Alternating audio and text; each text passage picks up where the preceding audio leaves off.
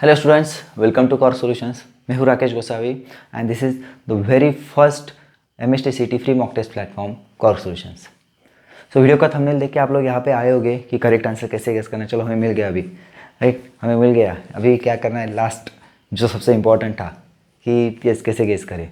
तो वीडियो को स्टार्ट करने से पहले आप इस चैनल को सब्सक्राइब कर लीजिए और इस वीडियो अगर आपको अच्छा लगा तो अपने दोस्तों को भी शेयर कीजिए और साथ ही साथ हमारी बाकी जो वीडियोस हैं वो भी आप देख लीजिए। इसमें MSTCT रिलेटेड बहुत सारे इंपॉर्टेंट ट्रिक्स यहाँ पे हमने दिए हैं और इस चैनल को सब्सक्राइब करने के बाद में आपको MSTCT तक और MSTCT के बाद में आपके एडमिशन तक बहुत सारी हेल्प मिलने वाली है। सो चैनल को सब्सक्राइब करना मत भूलिएगा और वीडियो अंत तक देखिए। सो चलो हम लोग वीडियो स्टार्ट करते हैं विदाउट वेस्टिंग टाइम। कि अभी एक बात मैं यहाँ पे सबसे पहले बोलूँगा, there is no success without hard work. Okay, there is no shortcut for success. ध्यान में रखिए, दोनों सेंटेंसेस में यहाँ पे बता रहा हूँ। सो हार्ड वर्क करना पड़ेगा और शॉर्टकट नहीं होता है। तो ये जो आज का वीडियो है, ये एक ट्रिक नहीं है, ये कोई आपको तरीका नहीं है स्टडी करने का, बता रहा हूँ। ठीक है, आपको बस लास्ट मोमेंट पे एग्ज़ाम में क्वेश्चन सॉल्व करते वक्त अगर आपको नहीं आ रहा है, आपका आंसर आपको नहीं मिल रहा है, तो आप ये ट्रिक यूज़ कर सकते हो। ओके, सो इसकी इसकी कोई गारंटी नहीं होती है कि ऐसा आंसर आता ही है। एक ट्रिक्स रहती है, एक्सपीरियंस के हिसाब से हम लोग बताते हैं। सो मेरे करियर में पूरा मीन्स चाहे वो मेरा एजुकेशन हो या फिर चाहे मेरा टीचिंग हो, इसमें मैंने कभी भी इस शॉर्टकट्स में बोल सकते कि गेसिंग, तुक्का मारने पे मैंने कभी भरोसा नहीं रखा है। मेरा खुद का भी भरोसा तुक्का मारने पे नहीं है। ओके, क्योंकि स्टडी है, जिसका स्टडी होता है उसका आंसर करेक्ट आता है, जिसका नहीं होता उसका गलत हो सकता है। तो ध्यान में रखिए। चलो मैं कुछ पॉइंट्स यहाँ पे बताता हूँ, क्योंकि ये भी बात ज़रूरी, क्योंकि अभी तुक्का क्यों मारना है। MSTCT में नेगेटिव मार्किंग नहीं है। MSTCT में नेगेटिव मार्किंग नहीं। अगर JEE नीट होता है तो मैं कभी बोलूँगा नहीं तुक्का मारो, ज़रूरी नहीं है, बिल्कुल भी नहीं। क्यों मारेंगे तुक्का? क्योंकि अगर एक क्वेश्चन भी गलत हो गया, हमारे मार्क्स के 1/4 मार्क्स के, तो अगर नहीं आ रहा है तो छोड़ दो, JEE नीट में हो गया। लेकिन यहाँ पे CET में नेगेटिव मार्किंग है ही नहीं। तो आपके जितने भी क्वेश्चन है, 200 मार्क्स का क्वेश्चन आपके अटेम्प्ट करके ही आना है। कोई भी क्वेश्चन खाली छोड़ना नहीं है। ओके, कोई भी क्वेश्चन स्किप नहीं करना है, सारे के सारे क्वेश्चन अटेम्प्ट करने, कुछ ना कुछ आंसर लिखना है। सही आया ठीक, नहीं आया तो भी ठीक, कोई प्रॉब्लम नहीं। तो आपने क्या करना है, सबसे पहली बात मैं बता रहा हूँ, 1 बाय 1 बता रहा हूँ। एक पॉइंट ध्यान में रखिए आप कि पेपर आप पूरा सॉल्व करिए। सबसे पहले पेपर पूरा सॉल्व करिए। ओके, सॉल्व पूरा पेपर मीन्स ज़्यादा से ज़्यादा क्वेश्चन सॉल्व करने की कोशिश कीजिए। अभी सबसे पहला स्लॉट जो है PCM का है, 150 क्वेश्चन हमारे पास है। फिजिक्स केमिस्ट्री के 100 क्वेश्चन है, राइट। सो चलो मैं परसेंटेज में बताता हूँ। Okay, so 100% means 150 question for PCM and 100% for PCB is 200 question, right. 100% means 200 for PCB, okay, and 150 for PCM।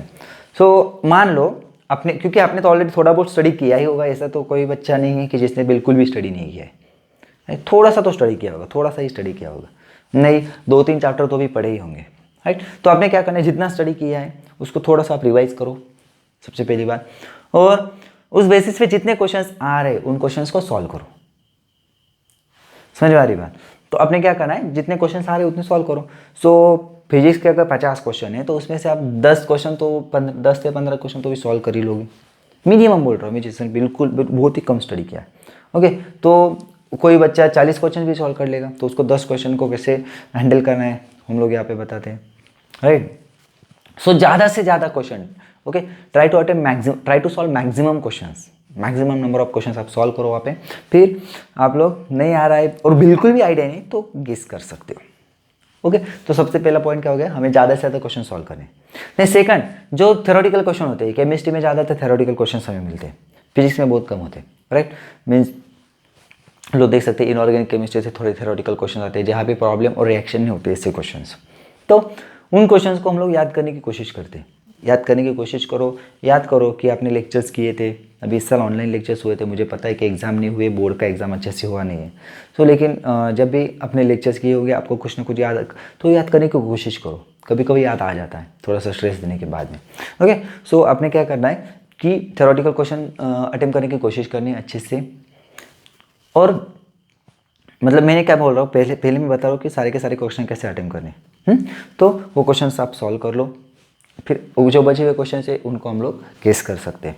Then third point मैं यहाँ पे बताऊँगा कि आप कैलकुलेशन करते वक्त मीन्स अगर आपको वहाँ पे समझ में नहीं आ रहा है कि कोई क्वेश्चन से ओके, सो कैलकुलेशन करते वक्त बहुत सारा ऐसा हो सकता है कि नंबर्स अलग अलग आ रहे हैं मीन्स 1.4 हो या फिर मान चलो मैं एक एग्जांपल बताता हूँ 1.5 इंटू 10⁻⁹ 1.5 इंटू 10⁻⁻7 1.5 इंटू 10⁻⁹ 1.5 इंटू 10⁻⁷। सो यहाँ पे क्या है 1.5 करेक्ट है, आपका नंबर करेक्ट आने वाला है, बस आपको पावर्स चेक करने हैं।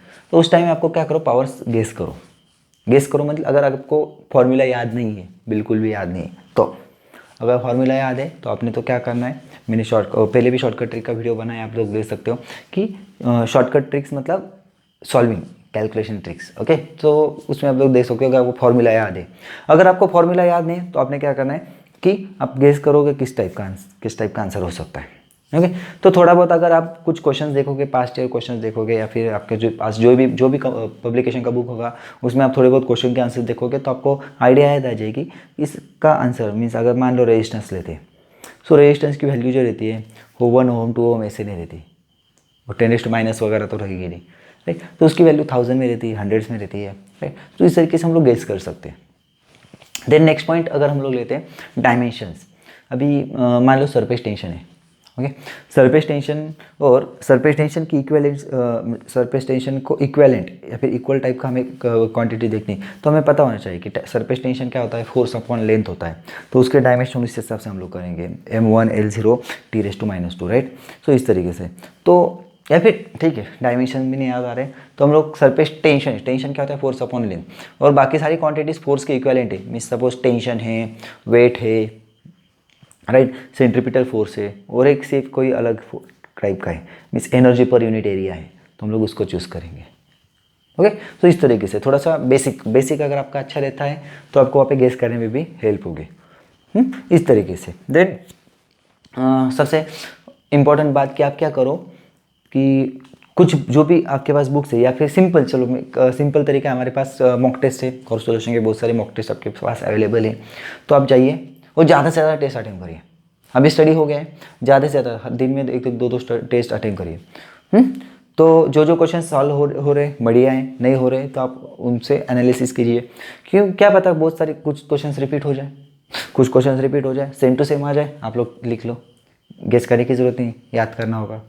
सो कुछ मॉक टेस्ट या फिर कुछ क्वेश्चंस आप लोग रिवाइज कीजिए ओके, सो वो बेटर रहेगा। सो मॉक टेस्ट दोगे तो आपको कैसे वहाँ पे आंसर भी मिल जाएगा तुरंत, और फिर फटक से आपका आंसर सही है नहीं गलत। मीन्स आपको कभी कभी ये भी हो जाता है कि गलत आंसर हमें पता है कि ये गलत है, लेकिन बाकी तीनों में कौन सा सही पता नहीं, तो कम से कम आप उसको एलिमिनेट कर सकते हो। मीन्स आपकी प्रोबेबिलिटी बढ़ जाती है, चांसेस बढ़ जाते हैं ना, 1/4 से 1/3 हो जाता है।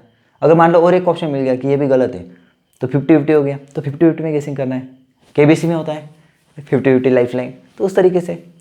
सो अगर सही आंसर नहीं है ना तो एलिमिनेट करने की कोशिश करो, elimination method is always better in MCQ. कौन सा सही है, सही तो एक होता है, गलत 3 होते हैं, तो आप गलत निकालने की कोशिश करो तो आप सही के पास पहुंचते हो ओके। तो ये भी एक मेथड है, तो आप क्या करो, रॉन्ग आंसर ढूंढने की भी कोशिश करो। ये सारे पॉइंट्स जो है वो अगर स्टडी नहीं हुआ है और आपके सारे क्वेश्चन सॉल्व हुए, कुछ क्वेश्चन बचे थोड़े बहुत जिनको आपको आंसर टिक करना है, लेकिन सिर्फ कैसे टिक करें, सिर्फ बिना क्वेश्चन पढ़े तो नहीं कर सकते ना। तो इस तरीके से आपने थोड़ा सा रीड करके थोड़ा कोशिश करनी है उसको सॉल्व करने की अलग तरीके से। जैसे मैंने बोला कि आप याद करने की कोशिश करो, देन आप क्वांटिटीज कंपेयर करो ओके। क्वेश्चन कंसेप्ट बेस्ड होते हैं कुछ क्वेश्चंस। अभी इलेक्ट्रिक फील्ड जो रहता है वो कोई भी मीडियम मटेरियल के अंदर नहीं रहता है राइट, वो जीरो रहता है। तो ऐसे कुछ छोटी बातें रहती है, सो उनको हम लोग ध्यान में रखेंगे ओके। देन यहाँ पे कोई भी तुक्का या फिर कोई भी ट्रिक जो रहती है ना वो आपको सक्सेस नहीं देती है, ध्यान में रखिए। सो ये तुक्का ट्रिक्स या फिर गेसिंग ये जो रहता है बस आपको थोड़ा बहुत हेल्प करेगा, क्योंकि यहाँ पे नेगेटिव मार्किंग नहीं है मिस्टी सीटी में ओके। तो और पॉइंट क्या हो सकता है कि चलो मे बी कुछ भी स्टडी नहीं हुआ है और हमने थोड़े बहुत 100 क्वेश्चन सॉल्व कर लिए, 100 क्वेश्चन सॉल्व कर लिए और 50 क्वेश्चन बचे मीन्स ओवरऑल, या फिर चलो 100 में से हमने 70% क्वेश्चन सॉल्व कर लिए, 100% से 70% क्वेश्चन सॉल्व कर लिया, अभी 30% क्वेश्चन बचे। तो आप क्या करो, थोड़ा सा एनालिसिस करो, थोड़ा सा एनालिसिस करो, मतलब क्या कि लगभग ABCD ऑप्शन जो रहते हैं ना वो इक्वली डिस्ट्रीब्यूटेड रहते हैं, ऑलमोस्ट, एग्जैक्टली नहीं, इसकी कोई गारंटी नहीं है। ओके, इक्वली डिस्ट्रीब्यूटेड मतलब क्या होता है, किस मान लो 100 क्वेश्चन से, तो 100 में से 25 25 25 25 ऐसे हम लोग एज्यूम करते हैं, तो उसमें थोड़ा बहुत कम हो जाता है, 23 हो जाता है, 27 हो जाता है, राइट, 22 हो जाता है, 28 हो जाता है, इस तरीके से हो सकता है। तो अप्रॉक्सीमेटली इक्वली डिस्ट्रीब्यूटेड रहते हैं। तो आपने अगर देख लिया कि आपने जितने भी आंसर सही टिक किए उसमें से मैक्सिमम C आ रहे, ओके, मीन्स मान लो आपने 70 क्वेश्चन से 70 क्वेश्चन 100 क्वेश्चन फिजिक्स केमिस्ट्री के 100 क्वेश्चन में से 70 क्वेश्चन आपने सॉल्व किए हैं, उस 70 में से 25 क्वेश्चन 25 क्वेश्चन A आए हैं, 25 क्वेश्चन अगर B आए हैं, ओके, और 20 क्वेश्चन आपके क्या आए, मतलब मान लो अब 20 बचे, आपने कितने किए, 25 हो गए, देन 20 हो गए, कितने हो गए, 45 हो गए, राइट। आपने कितने अटेंड किए, 30 और 35 आपने किए। तो चलो लिख लेते हैं हम लोग, ओके, कन्फ्यूजन हो रहा होगा। तो 100 क्वेश्चंस में से 100 क्वेश्चन में से हम लोग देखते हैं ABCD, आपने कितने अटेंड किए, 70 अटेंड किए, 70 में से ये 25 आया है, ओके, ये 20 आया है, ये 15 आया, तो कितना हो गया, 40 प्लस 60 और ये 15। तो अभी क्या हुआ, तो हम लोग एनालिसिस कर रहे हैं यहाँ पे, तो ए ऑप्शन ज़्यादातर टिक ना करने का कोशिश कीजिए, क्योंकि यहाँ पे 25 हो चुका है, मतलब ये लगभग इसका काम हो चुका है ऐसा। तो हम लोग यहाँ पे क्या करेंगे, इसके 5, फिर इसके 10, फिर इसके 10, इस तरीके से हम लोग टिक करेंगे, ओके। तो आपने जैसे पहले वाले, अभी इससे पहले जो ट्रिक्स बताए उससे हम लोग गेस कर सकते हैं कि ज़्यादातर उसमें से हमें 5 B टिक करने हैं, C जो है वो 10 टिक करने हैं, D जो है 10 टिक करने हैं, इस तरीके से, ओके। सो ऐसे भी कुछ ट्रिक्स हो सकती है, लेकिन इसकी कोई गारंटी नहीं है, मैं फिर से बार बता रहा हूँ कि इसकी कोई गारंटी नहीं है, और ये अच्छा भी नहीं है एक्चुअली तुक्का मारना, लेकिन ठीक है, MST CET में अगर मान लो कि 140 स्कोर आ रहा है, मेरा 140 स्कोर आ रहा है, किसी बच्चे का को 140 स्कोर आ रहा है, तो और बचे 60 मार्क्स में से उसको 30 मार्क्स मिल गए, या फिर चलो 60 में से 1/4 अगर हम लोग पढ़ते 15 मार्क्स मिल गए, तो 140 के उसको 155 हो जाएंगे, सो फायदा हो जाएगा। इसलिए MST CET में कोई भी क्वेश्चन स्किप नहीं करना है, ये ध्यान में रखिए, ओके। और लास्ट में सबसे इम्पोर्टेंट बात यही बताना चाहूँगा कि MST CET में अच्छा स्कोर करना है तो आपको स्टडी करना पड़ेगा, टाइम कम है, तो रिवीजन की कुछ ट्रिक्स हैं वो ध्यान में रखिए। इससे रिलेटेड वीडियो हम लोग आपको जल्दी प्रोवाइड करेंगे कि अभी लास्ट डे में कैसे हम लोग प्रिपरेशन करेंगे और लास्ट डे में आपको क्या क्या करना है, ओके। सो सबसे इंपॉर्टेंट बात यही पे ध्यान में रखिए कि जितने भी आपके पास बुक है उसको थोड़ा सा रिवाइज करने की कोशिश कीजिए, last minute revision notes follow कीजिए जो कॉर्क सॉल्यूशन की वेबसाइट पे है, और थोड़े से मॉक टेस्ट भी दीजिए, उससे भी थोड़ा सा बेनिफिट होगा आपको। सो अच्छे से स्टडी करते रहिए। Wish you very all the best to all of you. Thank you, take care and bye bye.